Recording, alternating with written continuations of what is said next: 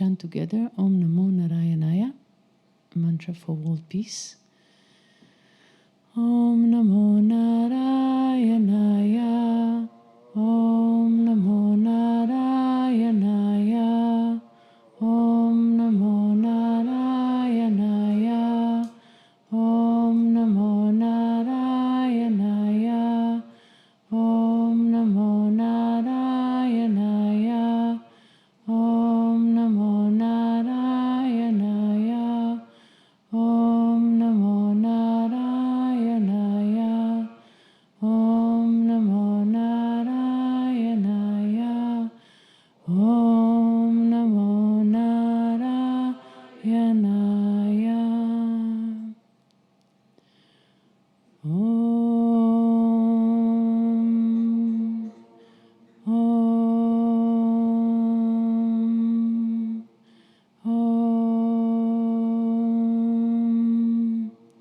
Sahana vavatu, sahano bhunaktu, saviryam karavavahai, tejasvinavadhitamastu, ma vidvishavahai. Om Shanti Shanti Shanti. Om peace, peace, peace. Om Bolo Sadguru Sivananda Maharaj Ki Jai. Om Bolo Swami Vishnu Devananda Maharaj Ki Jai. Om Namah Shivaya. Good morning. So we continue the symposium on unity and diversity, and we started to do some teachings from the Narada Bhakti Sutra. And in the workshop, we explained who is Narada. Narada is a celestial sage, is a Deva Rishi. And they say that he's a Chiranjeevi. He is someone who never dies. He's always alive. And he travels among the 14 planes of existence. So not just this one, but there are 6 above and 7 below this one. And Narada, he has a string instrument called the Veena, and he travels among the different planes of existence, and he spread the teachings of Bhakti to people who are ready to listen to him. He's like a guru, and he's teaching and helping people in all kinds of situations. And at some point he met Vyasa, and Vyasa was quite depressed. So Narada tried to help him to figure out why he was not satisfied. And Vyasa said, well, I really don't know why I'm not satisfied, because I've done so much for humanity. I compiled the Vedas, including the Upanishads. I wrote the Mahabharata, the Bhagavad Gita, the Brahma Sutra, all the important texts of Vedanta, and I even wrote a lot about Dharma. So Narada said, yes, but you forgot one important topic, and this is Bhakti. This is why you're not satisfied. So you have to write one big text just on God and devotion to God and the path of love. So in this way, he instructed him to write the Srimad Bhagavatam, which is the most important text of Bhakti Yoga. All the stories of baby Krishna and the Rasa Lila and Krishna with the gopis, it's all there in the Srimad Bhagavatam. But then Narada said, since I'm already here, I will give the whole teaching in a short text, and this is the Narada Bhakti Sutra in the form of short aphorisms. Sutras are like capsules that contain vast knowledge, deep knowledge. So we need commentary to understand sutras. We cannot understand them ourselves. So Swami Sivananda wrote this beautiful commentary. There are other commentaries, and this is what we're studying in this symposium, in a few workshops and a few satsangs. And we started in the workshop the first sutra, Atato Bhakti Vyakyasyamaha. So the translation is, now we will explain about Bhakti. Now we will expound the philosophy of Bhakti, the teachings of Bhakti. And very similar to how other sutra literature starts, like Yoga Sutra, Atha Yoga Anushasanam. Now we will explain yoga. Or Brahma Sutra, Atha Brahma Jignasa. Now the inquiry into the topic of Brahman. So it sounds like just a very simple verse, just now we will explain. But we explained that the word Atha is actually a sacred word that brings auspiciousness and blessings to the study. So that's why all the scriptures start with Atha. And it is said that God created the world with uttering the sound Om and then Atha. So these two sounds were uttered and the whole universe emerged. That's why sometimes you hear in the puja, the priest is chanting Om Atha, Om Atha, Om Atha, Om. So Atha brings blessings. Atha also indicates that something came prior. Why? Because when you say, okay, this and this happened, and now we move to the next thing. So it means that something came prior. So every time there is the word Atha, the commentators are asking, what came prior? What is the prerequisite? What is the preparation? And we read the whole list of qualities that we have to develop, virtues that the aspirant has to develop to be qualified for the path of Bhakti. It was a very long list. Swami Sivananda says patience and non-attachment and compassion, and I think 20 different virtues. But he also said the most important one was aspiration, because the most important thing is to aspire to know God, to be a spiritual aspirant. Then everything else falls into place. So also in the first sutra, now, therefore. So Swami Sivananda says here in this word, the meaning is that we should ask why. Why we should learn about Bhakti. What good will come out of it to me? And he says, of course you should study Bhakti because first of all, the end result is the highest bliss. Because God is the highest bliss, so Bhakti is union with God.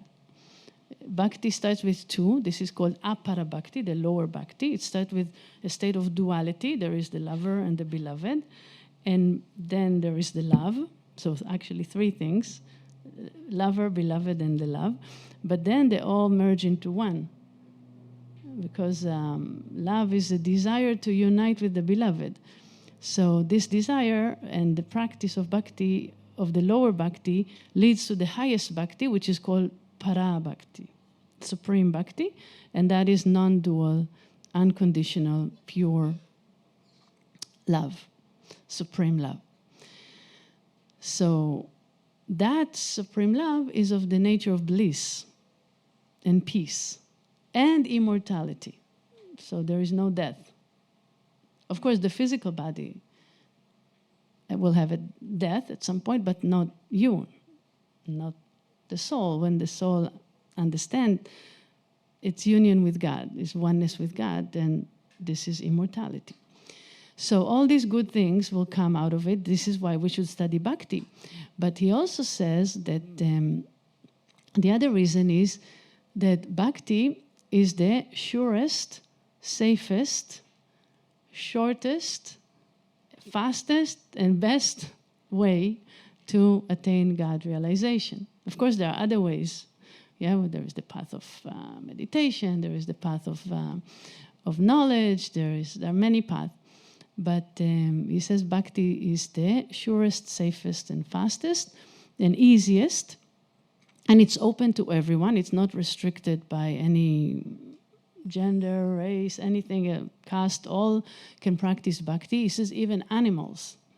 There is the story of the elephant Gajendra, who attained God realization in the Srimad Bhagavatam. So so that's why it's highly recommended. And then he explained in the second sutra that he says, he gives the definition of bhakti. He says, Sat vasmin parama prema rupa. That devotion verily is of the nature of supreme love of God. So he talks about rupa, the nature of bhakti, because bhakti is God, and God you cannot define, you cannot talk about, you cannot explain with words. It is mentioned in the Upanishad, the language does not reach there, the words do not reach there, the mind cannot reach there, even the intellect cannot reach there. So it is beyond words, but you can talk about its nature. So the nature of bhakti is parama. What is parama? Swami Paramananda. The supreme bliss, Paramananda. So Parama is supreme, Prema is divine love. So this is the nature of bhakti, is a supreme love towards God. And this is a big topic because you see why bhakti is recommended, because everyone knows something about love. Everyone experienced love, right? Maybe not supreme, unconditional, pure, divine love, but everyone loves something or someone. And so this is why it's familiar to us. And I remember one time there was a Q&A, a satsang with Swami Sopananda, and somebody asked Swamiji how to attain unconditional love. And Swamiji said, start with conditional love. Just start to love, love your friends, love your family, love your pets, love your community, and gradually increase your love. And the best way how to do it is by service.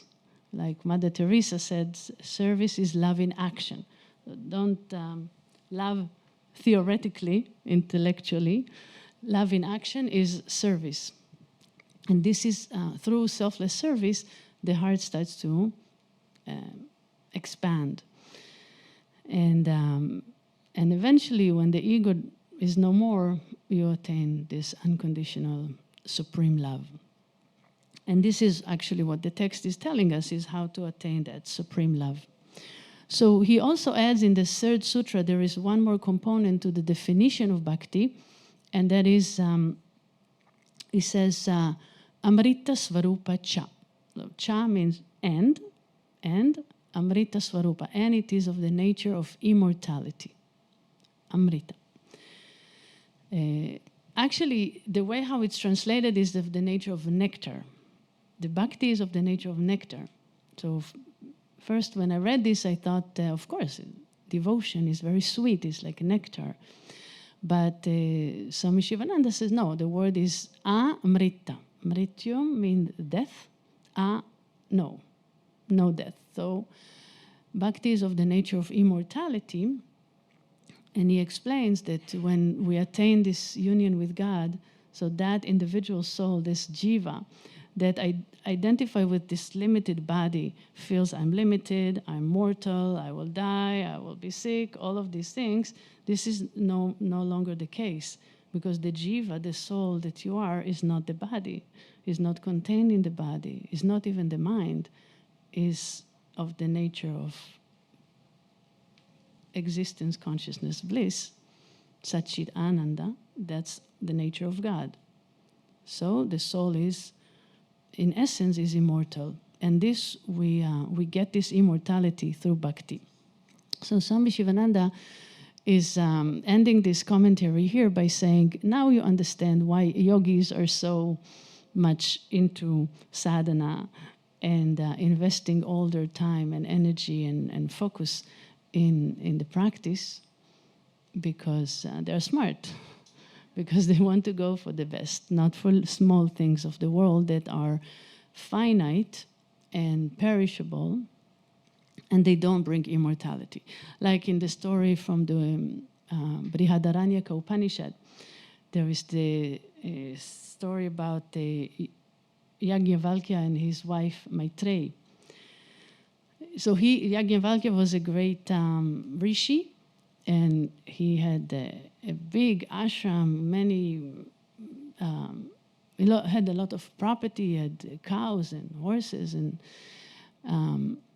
he had two wives, Maitreyi and Katyayani. And one day he called both of them and he said, I decided to renounce the world and go to the forest to meditate on the Atman, on the self. And so I divide all my property between the two of you, and you can have it. Each one will have half, and I say goodbye. So Katyayani, the second wife, she said, okay. She was quite happy with her share, and she left. But Maitreyi, she said to him, well, all this property, all this wealth, will it give me immortality? Will it bring me the highest bliss? And besides, why are you going to the forest to meditate on the Atman? Maybe there is something better than all of this wealth that you're giving me. So he said to her, yes, my dear wife, you're very wise. You have viveka, which is discrimination between what is perishable and what is imperishable, what is finite and what is infinite. You have this power of discernment. And you also have vairagya. So if you are able to discern between what is real and unreal, what is everlasting and what is perishable, then you develop this vairagya, which is non-attachment to the finite, to the perishable, to those fleeting things that pass away.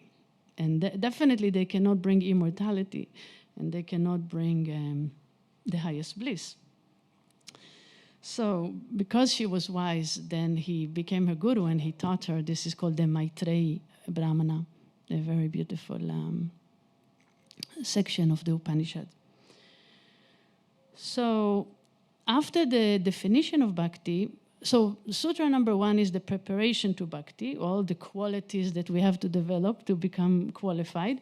And they say the best way how to develop these qualities, this non-attachment and patience and compassion and perseverance and willpower and all this list of virtues, you can develop them in a relatively easy way by doing karma yoga, selfless service. So come to the karma yoga program after 3 months, maybe not 3 months, maybe 20 years, but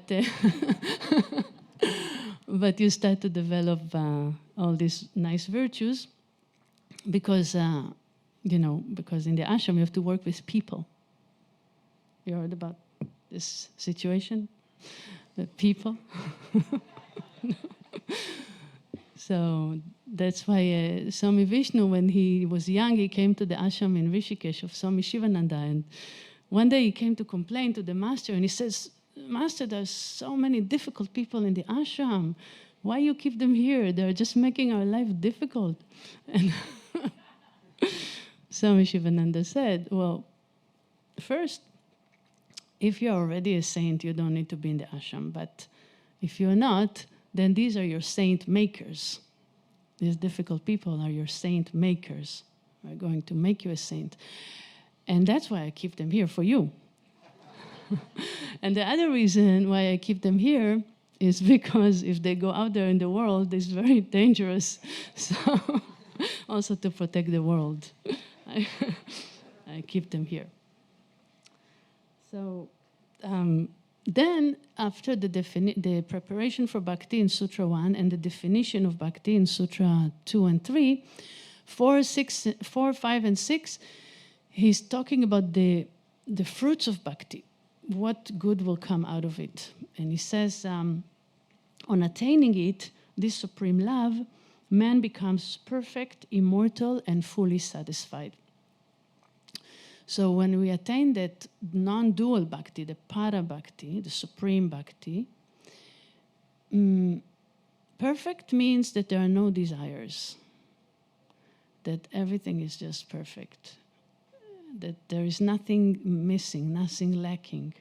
That's why he said the person becomes perfect, whole.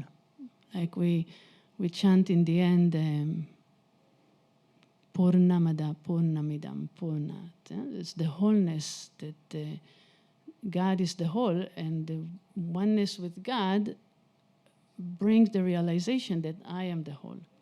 Like Swami Sivananda has all these poems when he's writing about his experience. I'm the king of the universe, because the whole universe is me.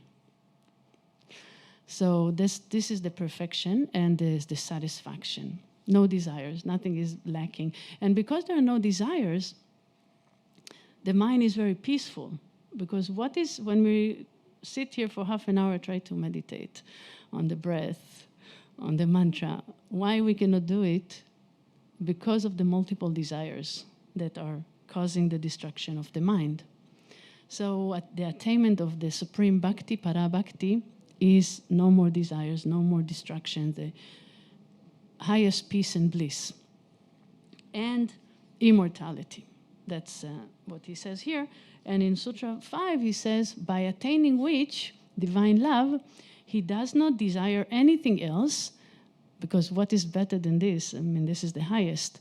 Neither grieves over any loss or death of dear ones. So there is there is also freedom from grief, from sadness, from because the grief is a result of attachment, that we are attached to things and then we lose them. But the point is that all things are fleeting, all objects, all wealth, possession, people, the body, everything is perishable. So grief is a result of attachment, but in the state of parabhakti, there is no grief.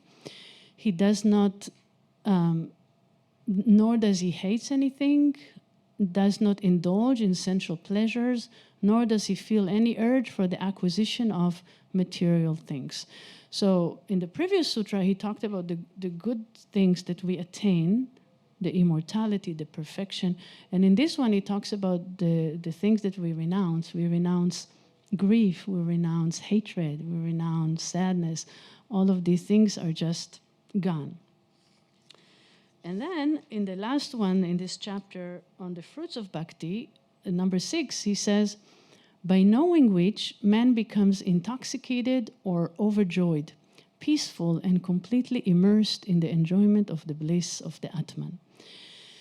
So this sutra is my favorite because it talks about the unique attainment in bhakti. Because in other paths of yoga also, it's, Swami Sivananda says, Raja Yoga, you attain samadhi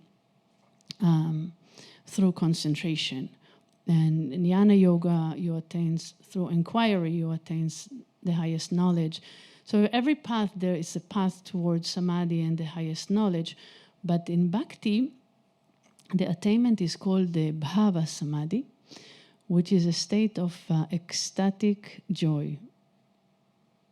The person is like intoxicated, but not from any substance. And Swami Sopananda, when he taught this, he said it's like the person doesn't know if his pants are on or off, or down, up or down. He doesn't know anything because he's intoxicated in the ecstasy of divine love. And this is a very powerful experience.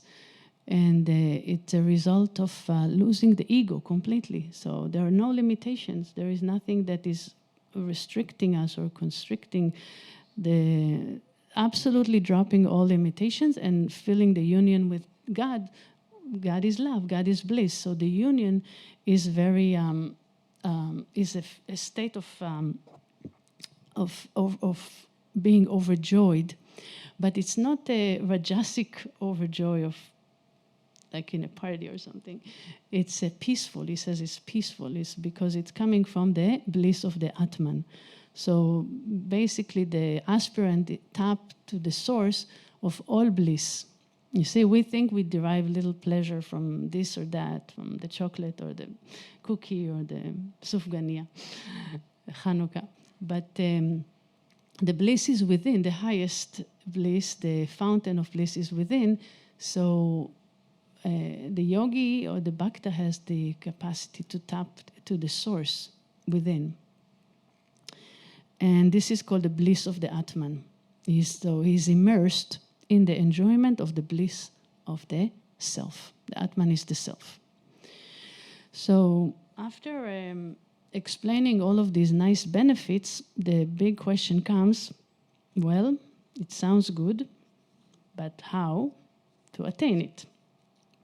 And so we skip some of the sutras, and there is a chapter here called How to Develop Bhakti. And we start just a little bit, and then we continue in the next sats. Actually, there is a workshop today also. So, Sutra 34. Tasyaha sadhanani gayanti acharyaha. The teachers, acharya is a teacher, spiritual teacher. The teachers have sang as follows about the means sadhana is means, for the culture of devotion. So how to develop bhakti? First, we need a teacher. We need a guru. Acharya, the word acharya comes from the root achara, which means to move about, to conduct our life. Like brahmacharya is the conduct that leads to Brahman. So acharya is the one who, how you say, walk their talk. They live what they teach. They are not preachers. They teach by example because they embody the teaching. So sometimes they say a saint, if you look at the saint, it's like you read an Upanishad. A saint by himself or herself is an Upanishad. You just watch them and you know what to do, what not to do. So this is Acharya, they are not preachers. And they are our teachers, our spiritual teachers. They will teach us the sadhana, the practice, what to do. And this is going to be described in the next sutras. But I'm sure you know some of the sadhanas in Bhakti, like the kirtan that we've been doing. In fact, there are 9 practices. The first one is Shravanam, listen to stories about God.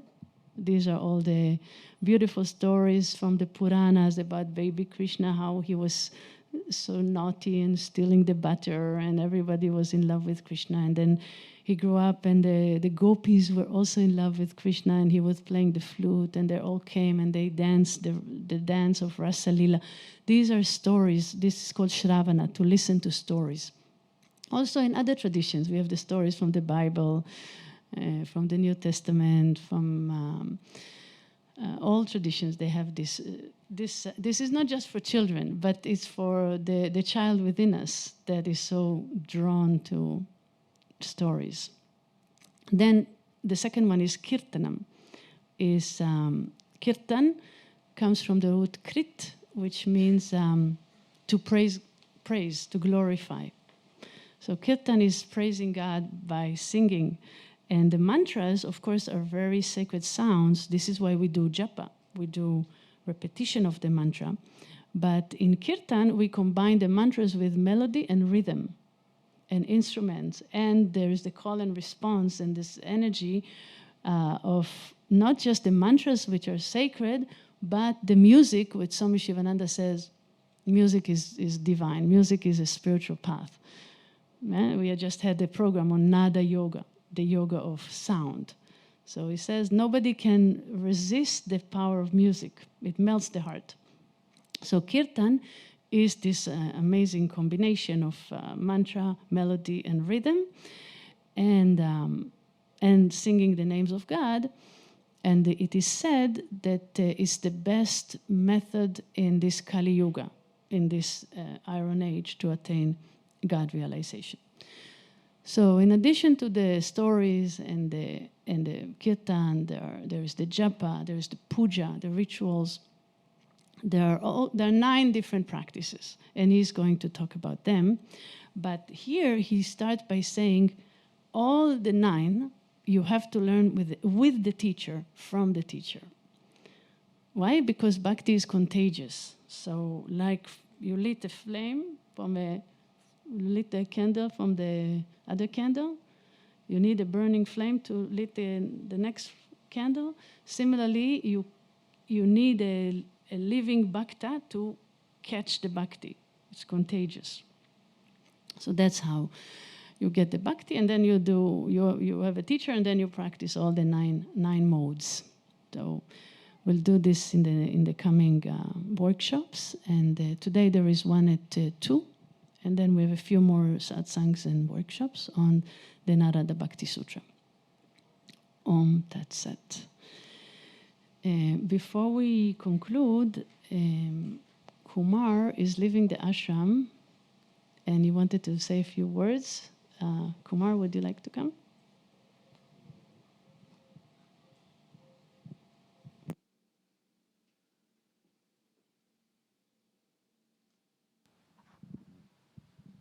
First, I'd like to thank Rukmini Chaitanya for that beautiful talk.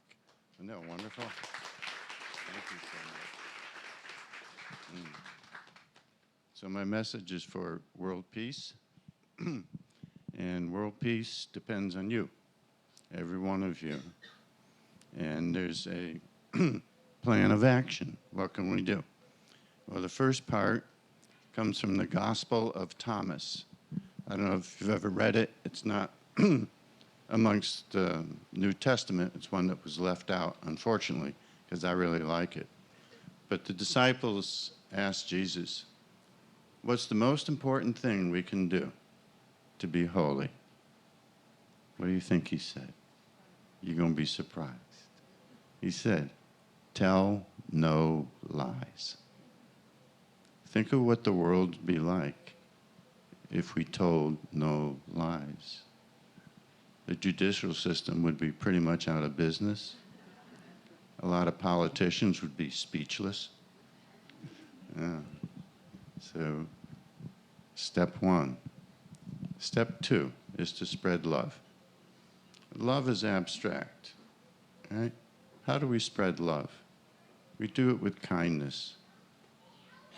Kindness is love in action. So, how do we cultivate and implement kindness? 3 steps. Number 1, be God's kind smile. And you can practice that right now. Look at someone sitting next to you and be God's kind smile. What? Yeah. Doesn't that feel good? Yeah. Starting kindness. Speak God's loving words. Loving words come out of your mouth. Right? And be God's helping hand. A little service. I love all of you and hope to see you here again next year. Yeah, next year in paradise. Bless you all.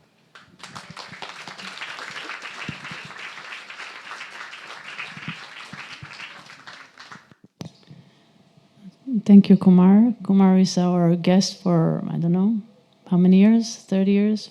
More? 40? A bit more? How many? 48. 48 years. And so he's coming every year with his wife, Gita.